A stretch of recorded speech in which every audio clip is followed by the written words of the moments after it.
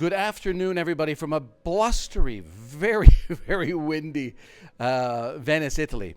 And I'm here with Harry Sommer, who's the President CEO of Norwegian Cruise Lines Holdings. Thanks very much for inviting us along for this fantastic opportunity with a shipbuilding tour. Thanks very much. Well, how are you doing? You good? No, well, thank you first off for coming. We really appreciate celebrating these milestone events with our friends and partners and being able to showcase who it is that we are to the trade community. Well, we're excited to see it. It's the first time I've done a shipbuilding tour, so it'll be very cool to see. Fantastic. So, I went for the advanced tour this morning, and it's definitely a construction project, but you can use your imagination. It is going to be a magnificent ship when she delivers in March. Well, and that's one of the things I'd love to see, because we'll document all this, and then hopefully if there's an inaugural comes along, we'll be able to say, and this is where we stood during this process. Well, so, inaugural is definitely coming along. Whether you're invited or not, it's up to Stephanie. Good point. Very good point. So be nice to Stephanie, and you'll be invited. Oh, okay. I'm already teaching her Italian for her next adventure. Anyways, very quickly, because I do want to just talk on this, because it's a huge job that you have, obviously. And from the trade's perspective, they think cruising, they think the water, the food, the beverage, and everything. But part of your full responsibility is the financial performance. And recently you had a great response from your reporting your numbers. The street responded really well. You beat your forecast by 23%. That must be very gratifying. So just a bit about that, because I do think that component of the role of the business of cruising gets lost occasionally. Sure, that's really good. I appreciate the congratulatory words on our financial performance, because it's something we're very focused on. But I'll tell you, it doesn't start with the finances, it ends with the finances. From my perspective, it starts number one with people.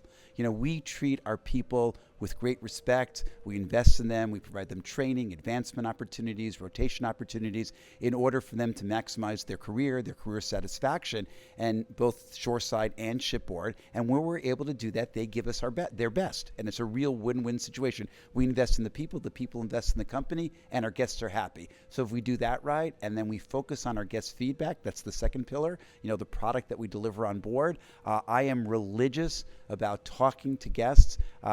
This year, I will visit 19 of the 32 ships that we have in our fleet between Oceanic Cruises, Regent 7 Sea Cruises, and of course Norwegian. Or maybe I should say 20 out of 33 if you include Aqua, which isn't quite finished yet. I did visit to make sure that we are understanding what the guest experience is through their lens, not through the lens of some people back in an office in Miami, but through the lens of the guests. We talk to customers, our guests. We talk to the general manager on board to get feedback. And if we can get the people part of this right, and we can get the product part of this right, then the financial performance follows. And you just came out yesterday with a big announcement with your Prince Revolution show that you're going to be bringing up. That's going to be super so, fun. you talk about taking care of the guest needs, and you can't get... that is going to be quite something. So just a bit about how that came together. And the announcement was received extraordinarily well. It went out today on our publication in Canada. But just tell us a bit about that, because like any estate, with an artist, trying to do deals with those estates can be sometimes taxing and difficult. So just a bit about how that came together and what your expectations are for guests. So, with all of our entertainment, we have a philosophy similar to our product. We talk to our guests and we ask them what it is that they'd like to see. What is it that interests them? What do they follow? And, for the demographic of guests on board our ships, 40s, 50s, 60s on the NCL brand, Prince was one of the 2 or 3 most popular artists that they wanted to see a show. So for us, it was just simple. We went to the Prince estate, we negotiated, we developed a unique proprietary show. This is our show that we built from scratch, to support on the ship. And not surprising that it was wonderfully received by our guests, because our guests are who asked for it. Yeah. Well, I remember I was on the Katy Perry inaugural, and you were front row. She was fantastic. and that was good fun. What a wonderful, and she was a genuine, warm individual. Like, sometimes you work with these stars and they smile on stage, but behind stage, not so nice. She was nice in front of the stage. She was nice behind stage. She was so nice to our crew. She went down to interact with the crew directly, before the christening. Mm-hmm. And wow, how's that someone special? For our front row people that support the guests through hospitality, the wait staff, the room stewards, that she actually interacted with them. Great fun for them. I was in a sushi bar, and she was in it with Orlando Bloom dining. Yes. And I jokingly looked right. You all right, Bloomer? Hoping that somebody in his life would have called him Bloomer, and he looked over me like, And he walked when he's leaving. He said, "Do I know you?" I said, "No, I'm Just leave me alone next time. No, no, but I joke, that part of this, Katy Perry hugged me at the end of the ceremony, and my younger daughter was jealous because Katy Perry, and then my wife was jealous too for a different reason. But I think some of the women enjoyed Orlando Bloom being there too. So it was a win all around. It was a fantastic show. Everybody was so shocked that she stayed on board. But anyway, so I've been on the Prima, I've been on the Viva, and is there anything in particular that you took away as key learnings from those two ships that you're going to be employing in here? Absolutely. It was super important for us to have the Prima in operation to see what the guests enjoyed and what we can even do better in the future. So when you see the ship tomorrow, you'll notice there's more sun deck space, for example. Both on the top decks, we've increased the size of the sun deck space by about 35 feet, which is material. I mean, what? What?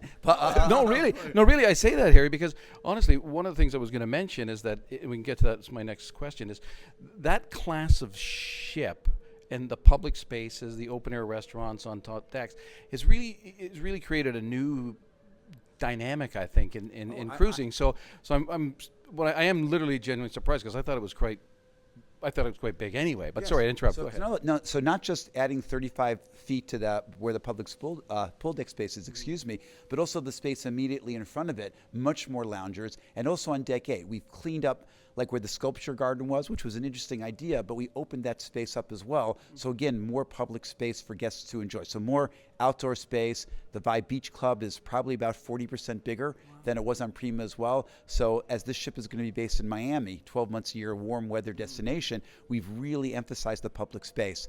The racetrack was really great on the Joy, Bliss, and Encore, but as these ships are a little bit smaller, we wanted an activity that was equally interesting for our guests, that they would enjoy, but perhaps took a smaller footprint. So what we're doing with the Aqua coaster, it's really a super fantastic fun ride. You'll see it tomorrow.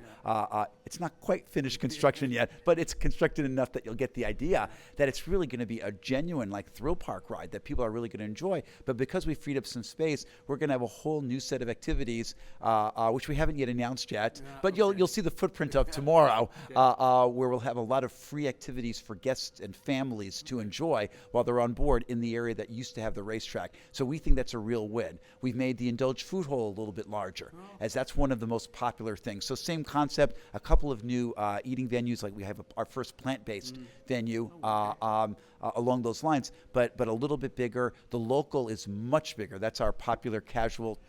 Been there, yeah. 23. It's our 23 and a half hour a day eatery, and it's almost twice the size as it was. And some of the other restaurants were relocated to maximize their usage. For example, our teppanyaki, which is our hibachi, show type of experience, is the largest of any ship on our fleet.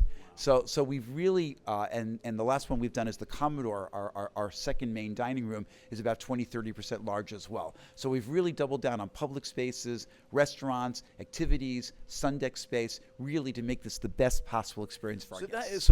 So that is the segue into my next question, which is the average consumer I wouldn't say seems to, because they're converting over, you're getting new cruisers that are coming back, but there's still that stigma attached with, too many people, lineups, and so on. And even in my social group, and I'm just some feedback to you, it's I don't know about cruising, and I say to them, I don't think you get it yet. This new class of ship that's come out from you and from other lines, it's a totally different vibe. These great little nooks where you can tuck away in private spaces, yes. And the food has been elevated to remarkable status. Well, you're doing my job for me? No, I would agree with you completely. And that brings to a conclusion. No, but my question is, how is that going to be? Because it hasn't reached that consumer yet. So, what initiatives are you going to take to try and get to that consumer and promote this class of ship? Right, so really, listen, it's made up of a number of different things. We have a very loyal past guest group of customers that come back over and over and over again. They're fantastic ambassadors for the brand. So obviously, not only do they fill cabins when they come back, but the word of mouth is extremely powerful. And I mean, it's a cliche, but I remember doing a focus group, fairly early on when we returned to service back in July of 21, where they were 40 people in a focus group. I did it with the CMO, Adam. at the time, and well, he's still the CMO. and we asked guests like, why are you here? And every single one of them was either a past passenger, a family member of a past passenger, or a friend of a past passenger. So this word of mouth is real. And when I think about the trade community, like how do you get people to go? You have your existing people bring their friends. I mean, it is the single easiest way. You know, the fun example I have is last year I did a little family reunion. There were 19 of us, me, my wife, some of her nephews and nieces and their spouses and parents. It was 19 of us all together. Well, this year that grew to 30. And the reason it grew to 30 was the 19 people came back and said, we had a great time. And 11 more people, like some of these are distant relatives, so I'm not even sure who they are coming along as well. Do I know you? Yeah. But by the end, the nice thing is, by the end of the week, I will know them. So we're going to Alaska next year, and my guess is it'll be such a success at the time we do it afterwards, there'll be 40 people. So this thing about word of mouth, it's real. Now, obviously, we do our job by trying to have exciting, successful marketing out there. We spend a lot of time and efforts delivering a message to our guests, but it starts with our past guests and word of mouth referrals. Those are the two most important sources of business for us in this business. And the travel trade, Derek Lloyd is based in Toronto. He's your head of sales for North America, and there's a great crew in Canada and the U.S. Now, for travel trade, how important is the travel trade? Coming out of COVID, they were a huge component, I think, of your distribution network. But moving forward, how do you see them as a integral piece of your distribution strategy? So, coming out of COVID, like you mentioned, there's actually a little bit of a dip in trade bookings. I think, some of the trade, perhaps they lost some of their frontline staff because we were closed for a while, 500 days.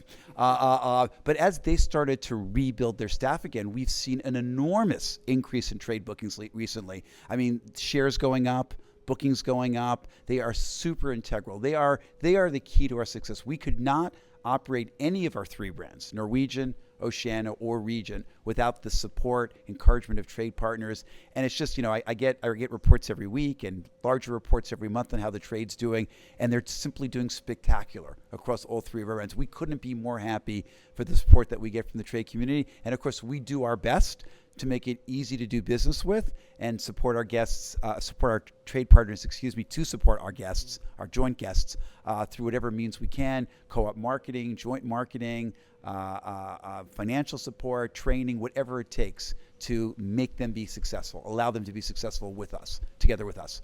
That's awesome. I'm not going to ask you about the dinner this evening because I don't know what's going on, but I have a sneaky suspicion something exciting is happening this evening. It's funny. I'm so busy. I don't know what's going on either. Yeah. So I don't buy it. I will be as surprised as you, and I'm sure I'll enjoy it too. Anyways, we appreciate it. Thank you very much. If you have anything you want to say directly to Travel Trade, Don, have at it. I can't thank you enough for your support over these last few years coming out of the other side of that, our unfortunate time in 20 and 21. You guys are doing magnificently well with us. We are here to do anything we can to support our success together because we can only be successful together. Thank you for all you do. And with that, we close out. Harry, thank you very, very much for the time today, and best of luck with the rest of the event this week. And obviously, can't wait to see the rollout of the Aqua. Hopefully, the wind tunnel doesn't come out too much in this either. We'll hear it. If not, it's whoo the whole time. It's not haunted. No, thanks very much the hotel is old enough that it could be. Thanks very much for watching, everybody, and we'll see you soon. Thank you.